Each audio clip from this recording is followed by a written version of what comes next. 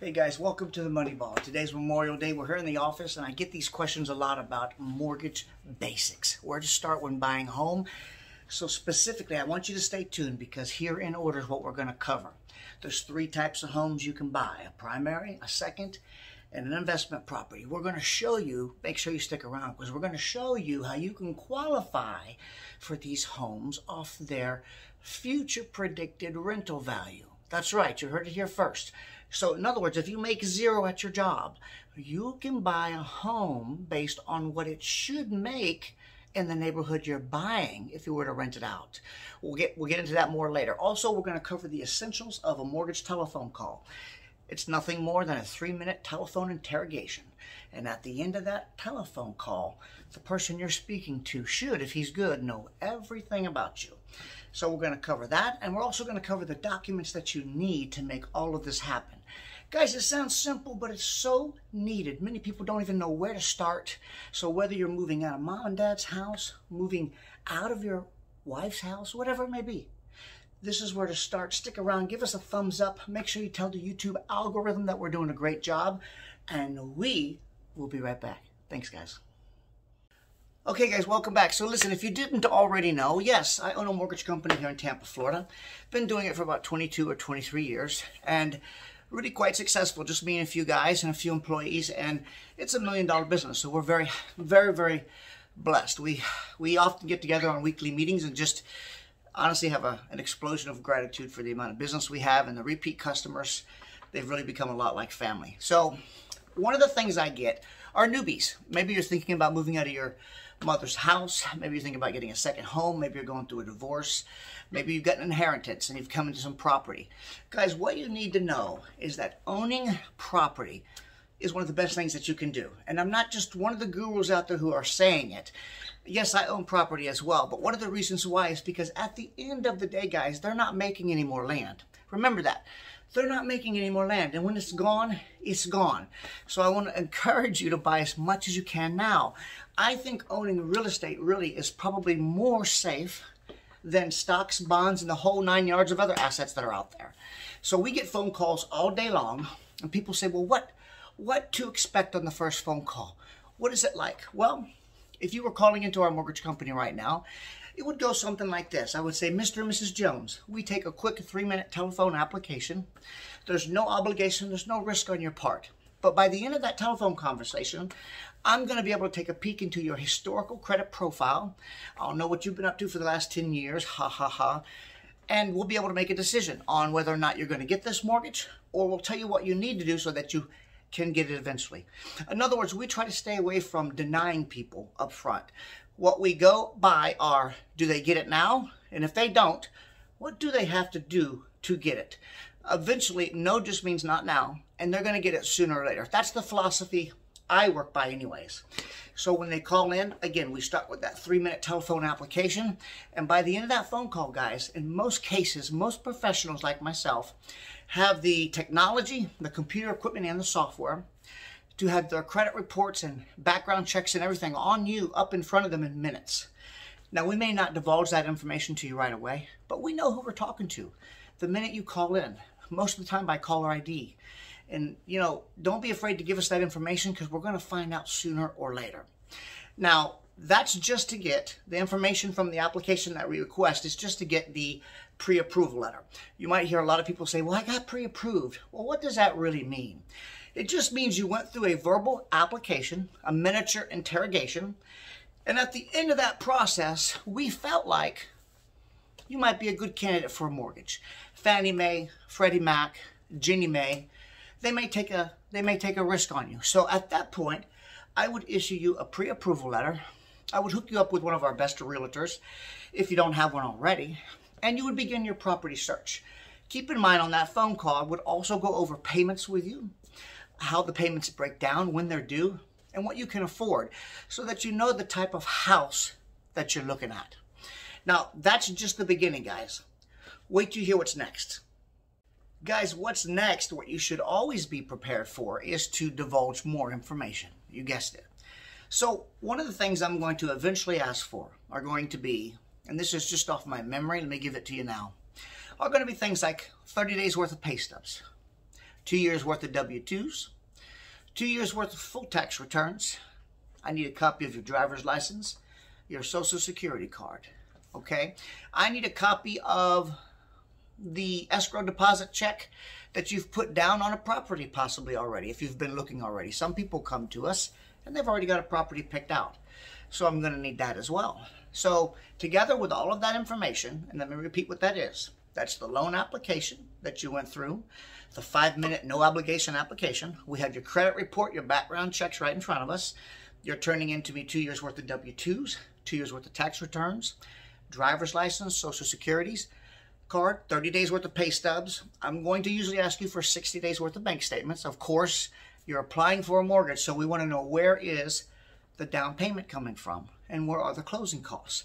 Now, I want to pause there just for a second, guys, because you might think to yourselves, well, what am I responsible for when I'm applying for a mortgage? Well, ultimately, most all mortgages, and for simplistic reasons, I'm going to stick with the basic essentials. Most all mortgages require a down payment, a small down payment, and then you must always think about closing costs. So your down payment can be anywhere from 2% to 3.5% of your loan amount. On $200,000, that can be anywhere from $3,000 to $6,000. And as a rule of thumb for closing costs, we use anywhere from 2.5% to 4.5%. So let's throw another $4,000 on top of that. So in this example I just gave to you on a $200,000 loan, when you add up your down payment and your closing costs, yeah, you're going to need somewhere between $6,000 and $8,000 to get into that house. But have no fear, because a lot of the tricks that we've learned throughout the years, we're able to finance closing costs into your loan to where you don't have to pay for it out of your own bank account. A lot of the realtors that we work with are skilled at getting sellers to pay for your closing costs for you. Now, on top of that, we have a myriad of programs where there are no down payments. I'm thinking off the top of my head, USDA is one of them. We've done a ton of these loans where they're financed by the United States Agricultural Department. Because the property may be located in what they consider to be a rural or farm area, there's special financing available. In such case, you don't have to put down a down payment. Closing costs are financed. Guys, this is a lot of information. What I want you to know and remember is that when you call into a mortgage company and you speak to a professional like myself, I'm assessing the situation. I'm trying to figure out what is comfortable for you. How much money do you have for this effort? Can I meet you halfway? Can I meet all of your expectations? Are we going to be financing closing costs into the loan? Do you have enough money for both the down payment and the closing costs? Or do I need to set you up on a program that's going to pay for that for you? Guys, we're here to please, and we're going to make that happen. So you take the application, you provide the documentation, and then at the very end of that process, you receive both a pre-qualification letter and eventually you'll receive a loan commitment to lend, which is simply a bona fide bulletproof letter from our lender that says, hey, we have reviewed Mr. and Mrs. Jones' tax returns. We've acknowledged that they have a job. They are a productive member of society, and we are going to give them this loan. So multiply that by 20 or 30 times, and that's what we do month in and month out. Now, guys, when you get skilled at this, you can begin to learn and use the process for your advantage. Right now, the system's brutal. It's going to take advantage of you. And what I mean by that is there's a lot to learn. You have to learn what it is we're looking at in terms of debt-to-income ratios. And I'll probably get into that on another video. Okay, and you have to know, how many properties can I buy? What is a good credit score? How do you pull your credit scores? Because, guys, there are 3 repositories out there right now: Equifax, Experian, and TransUnion. And what we do is we pull a tri-merge. So we pull the credit score from all 3 of them. The software we use, given to us from the banks that we lend with, blend the scores together and combine it into one tri-merged credit reporting score. So how can you make this work towards your advantage? Well, the first thing, guys, is go back and look at all the other videos that I've made on credit scores if you haven't, because I specifically covered this topic, and it's, I give away some big secrets. The second thing, guys, is a lot of people will call me and say, well, I work a 9-to-5 job and I only make X amount of dollars. I can barely afford the apartment that I live in now, but yet I see my friends are buying investment properties And I hear about the people on TikTok and all over the place that are buying rental properties, and the rental income is paying their retirement. How are they doing this when they can't even afford the apartment that they live in? Well, guys, once you get knee deep into this process, you learn a lot of little secrets, and I'm going to divulge one of them to you right now. And here you go. Whenever you're buying an investment property, if you're working with a reputable broker, a good broker, then it's my job to put together, to structure a story to the bank. Presentation is key. So how we present this to the bank matters. And in most cases, if it's done right, if you buy a property, it doesn't matter if the property is $200,000, $300,000, or $400,000. Most banks will allow us to look at what they call the comparative market rent analysis in that area.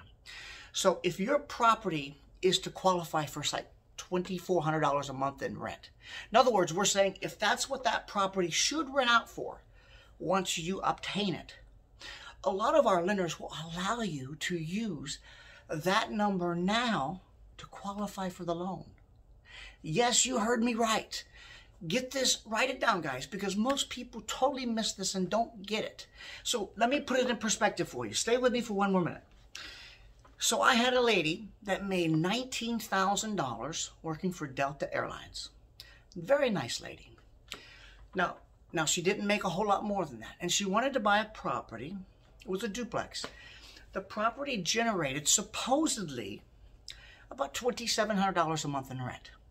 Now that is not anything we have to prove. This is the comparative market rent analysis that's provided to us by the appraiser that appraises the property. Now once that comes in, her payment was set to be about $1,900. We can use the comparative market rent analysis, which was $2,700, to completely wash out what her payment would have been on the mortgage application. So listen to what I'm saying. It's almost as if she needed no income to buy the property. The property's own income producing potential made the loan possible. All she came to the table with was a credit score. She was breathing oxygen. She was a productive member of society. She followed the steps. She used a realtor. And you might be asking yourself, well, can you do that over and over? Of course you can. Of course you can. Now, there are some caveats to that. There are some rules that require you to delicately dance around. You have to be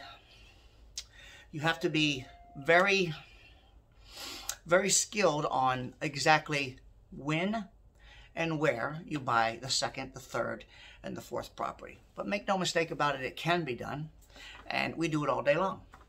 And guys, there's one other big secret I want to give to you. Are you ready? And here's that secret. Keep in mind, when you live in, say, Tampa or Brooksville, wherever it is, and you want to buy an investment property, if that property is not rented out yet, and it happens to be more than 60, 70, 80 miles away from your current primary home, then the guidelines allow for you to buy the property as what we call a second home. Now, a second home means that you don't intend to live there all year long, but you intend to use it, as the word states, a second home. Now, why would you want to do this? Well, you get to put down a lot less money. In most cases, instead of having to put down 20%, you can put down only 10 or 5%, okay? You get much better interest rates, and the structure of the overall deal can be more in your favor. So, again, to repeat, you can buy 3 types of property: primary, second home, and investment. On investment properties, we can use leases for future comparative market rent analysis so that you can essentially qualify on the property's own income producing potential. Crazy, right? A second home, let's say you're buying a property in Orlando because it's close to Disney World. Well, that, my friend, is a story that can be structured that the bank will love to hear.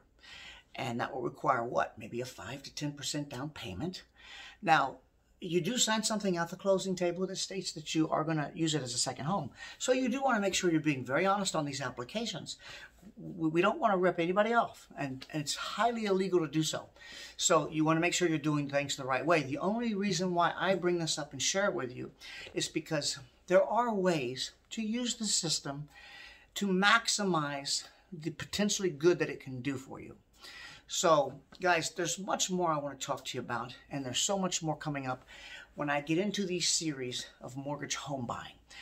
But for today, I'm going to leave you with a very wise recap of everything we just talked about. So do me a favor, hit that like button. I'll be right back.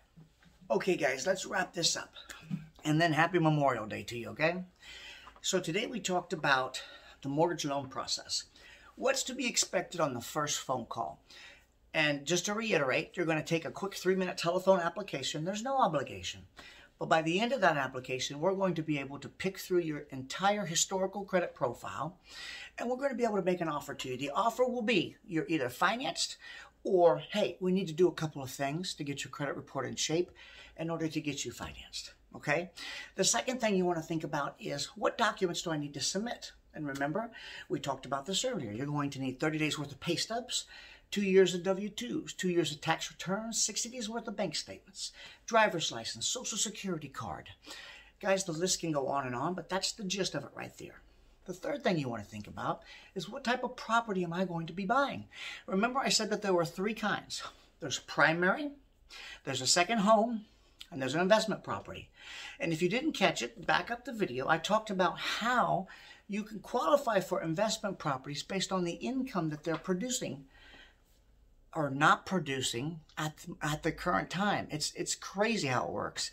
And as a second home, remember, it requires that you're going to live there for a portion of the year. It has to be a certain mileage away from the house that you're living in now or the apartment that you're living in now. And guys, you don't need to own a current primary home to buy a second house. I'll get into why you would want to buy a second home over a primary home on the next video. But guys, that's all the time I got for now. I hope you learned something.